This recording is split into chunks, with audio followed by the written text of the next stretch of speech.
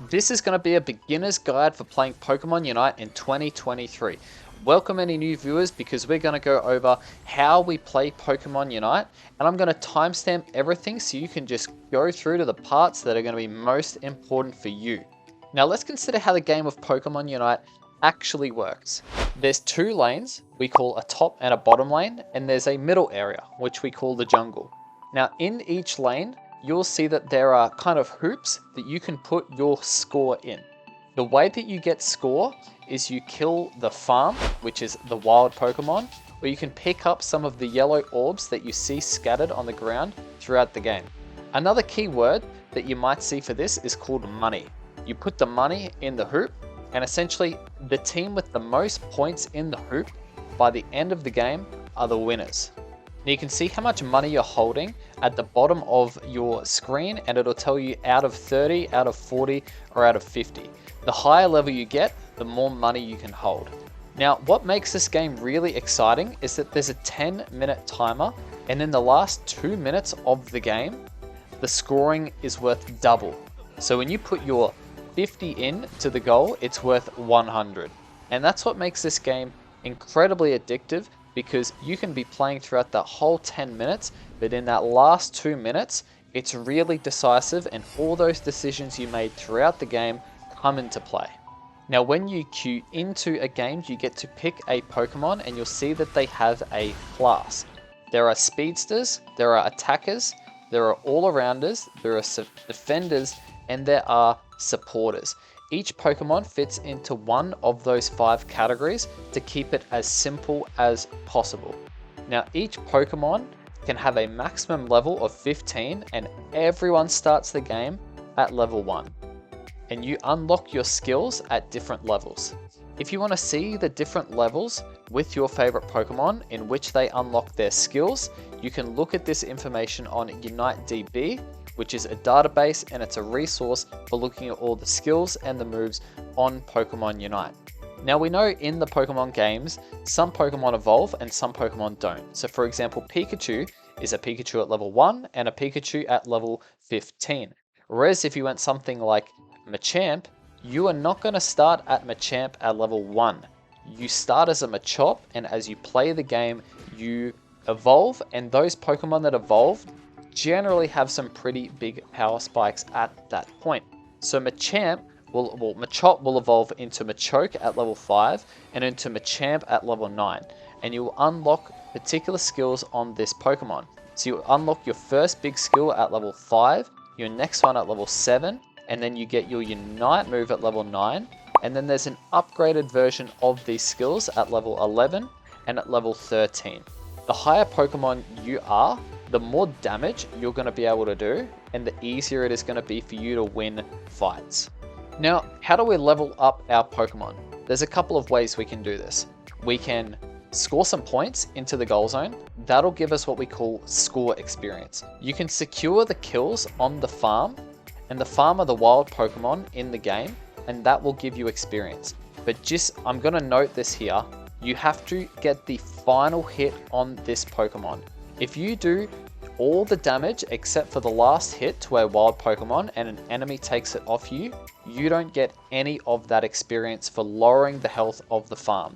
So what makes this game skillful is that you need to be the person who gets the final hit on that farm, so you can get the experience and the enemy doesn't. And of course, if you get KOs onto the enemy, then that will also give you experience. Killing an enemy will typically give you a lot more experience than killing a wild Pokemon. So that's why it's generally a bad idea to let an enemy kill you. But team fights are a very important part of the game because there are big objectives, and they have got particular times that they come out. Now these objectives are really important because if you manage to secure the objective, your team gets a lot of experience. Okay? At the 7-minute mark into the game, we call this the first big objective, and there's one in the top lane and one in the bottom lane. And each of these will do different things. Generally, everyone will run down to the bottom objective because this gives your team global experience. So it gives everyone on your team a little bit of experience if your team gets the secure. Now again, when I use the word secure, it's someone on your team needs to get the final hit onto that objective. It doesn't matter if your team stand there and do all the damage to the objective. If someone on the enemy team comes up and does the final hit to kill that objective, then that's completely wasted and the enemy gets all the value out of securing that objective instead of your team. So it's really, really important to understand Pokemon Unite is a game of securing, because that will give your team the most experience and the most value when you're playing. Now, we talked about the last 2 minutes having double points. In the final moments, in that last 2 minutes of the game, there is a main objective which spawns in the middle of the map. Now, this objective is Rayquaza, and when you secure this objective, you get a big score shield and you are able to score 2 times faster when you're putting some money into that hoop. Now, this is really, really valuable because you win the game based on score, and if you've got that big score shield and you're able to score a lot faster, it's almost impossible for the enemy to stop you getting that score in. So if you secure that Rayquaza, you're able to get that score in double time and win the game. Now let's talk about the lane composition and the jungle composition. There's a top lane, a bottom lane, and a middle area, and the map is perfectly symmetrical. So it doesn't matter whether you're on the left hand side or the right hand side, you will have the same farm appear on either side of the map. Now, what makes this a little bit of a contest is that there is farm in the middle of the map.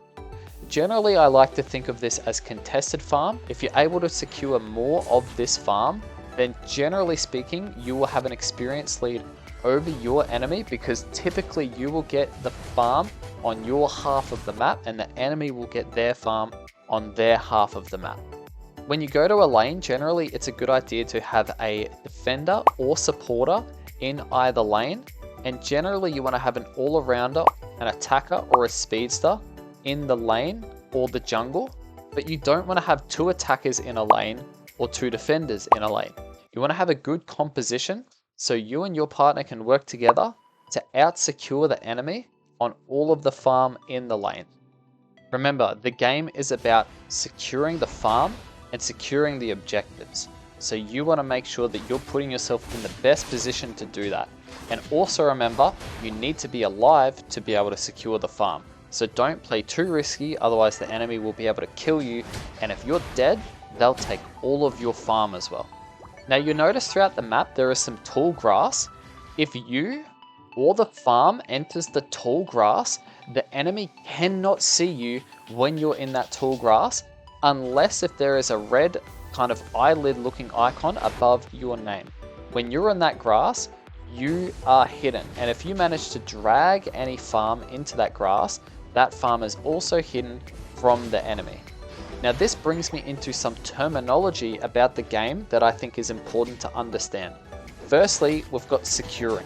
When someone says they're going for the secure, what they're talking about is that they're getting the final hit on an objective, or they're getting the final hit on a piece of farm. Next up, we've got ganking. You might hear this term, oh, I'm ganking top, or top is being ganked. What they're referring to is that person who has gone to the middle area to get the experience is going to the top lane to help get some score or help get some of the contested farm available. You'll also hear something like, we're poking, or we're poking the bush, or we're poking the enemy.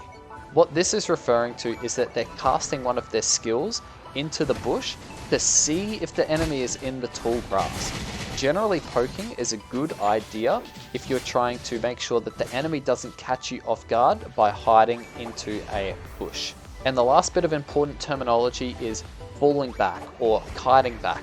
What this refers to is you're making sure that you're maneuvering away from the enemy back towards your half of the map.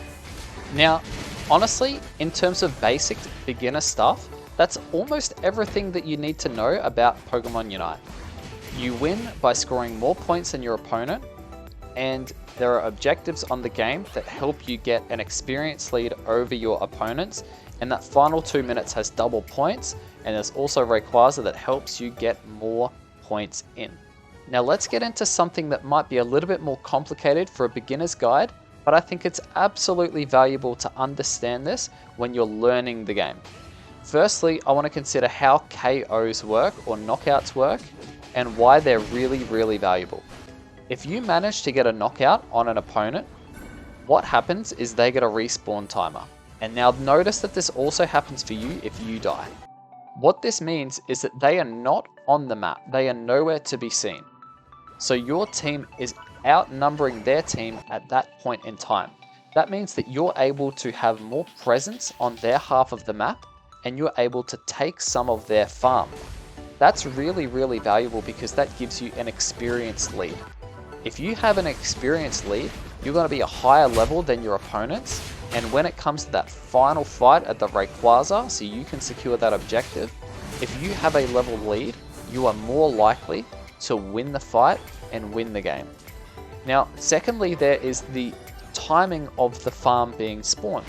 Each bit of farm spawns at a particular time in the game. As soon as that piece of farm is secured, exactly 1 minute later, the farm will reappear again. Now this is for the exception of what we call the birds or the bees. If you played this game really early on and you hear some players call these the bees, these birds are contested farm and they spawn every 1.5 minutes instead of every 1 minute. Additionally, we've got the spawn timing of the objectives. The first objectives will appear at 7 minutes in the top and the bottom lane. From the moment that objective is secured, it will respawn exactly 2 minutes later. So if you secure that objective at the 6 minute mark, then it will reappear again at the 4 minute mark. However, these top and bottom objectives will never appear when it comes to the 2 minute mark, because as soon as it clocks over for the final 2 minutes of the game, the only objective to be taken on the entire map is the Rayquaza that spawns at the middle of the map. This is the objective that you need to be prepared for. This is what you spend 8 minutes getting ready to play for. If you secure this objective, there is a very high likelihood that you're going to win the game. Now I'm going to give you a couple of key points for when you want to approach this Rayquaza. My number one point is make sure you go into this fight with as many resources available as possible. You must have your Unite move ready, you must have your skills ready to cast, you need to have your battle item ready to go. What you also need to do is you need to make sure that you're working with your team. So even though it's tempting to go and score 100 points because it just ticks over in double time, if you get your 100 points and the enemy team kills your team in the middle area and then they secure the Rayquaza, they're going to turn around and get 400 to 500 points. Now you can do the math here that they're getting a lot more value out of that exchange than you going off to score your 100 points. And generally it's a bad idea to go and score that 100 points because at most your team is only really going to be able to get 100 points in the top and the bottom lane. And while you're doing that, the enemy team can secure the Rayquaza and they can put in 500 points. And they've also got shields for the remainder of that last 2 minutes. So if they see you, they're going to be able to kill you and they're able to pick up more of the money lying around the map and get additional score in a lot easier, while your team is going to struggle to get the score in if they are defending the goal zone. Now the final point I want to talk about are the items you can equip to your Pokemon. So let's have a look at Unite DB. Your Pokemon will either be a physical attacker or a special attacker. It's really important to understand which type of Pokemon you're using because specific battle items or held items will give you increases to your attack or special attack. Now, if you select a Pokemon, Unite DB will give you a recommended build on that Pokemon. I strongly recommend you use the build that these people provide. This website is put together by players and people who have a very good understanding of Pokemon Unite. So if you're looking for tier lists, or if you're looking for just good general advice about what held items should be put on what Pokemon, this is my absolute go-to resource. Now, if you found this beginner guide helpful, or you know of someone who will find this beginner guide helpful, please share it with them and consider liking the video and subscribing to the channel because videos like this take me quite a bit of time to put together But the reason I'm doing it is because I want to help our community grow, and I want to help give a valuable resource for people who are learning how to play the game, so it's a little bit easier for them to understand and get a grip of. Because Pokemon Unite is honestly a very complicated game, and there's not very many tutorials available for learning how to play the game or getting a good grip of what you should be doing throughout the timing of the game. So if you found this beginner guide helpful, please give it a like and consider subscribing, and this will encourage me to do more of these guides, maybe a more intermediate or advanced guide for Pokemon Unite to help people make decisions about what they should be doing throughout the entire 10-minute game of Pokemon Unite. If you're new here, good luck grinding to master rank, and hopefully you're able to do it this season.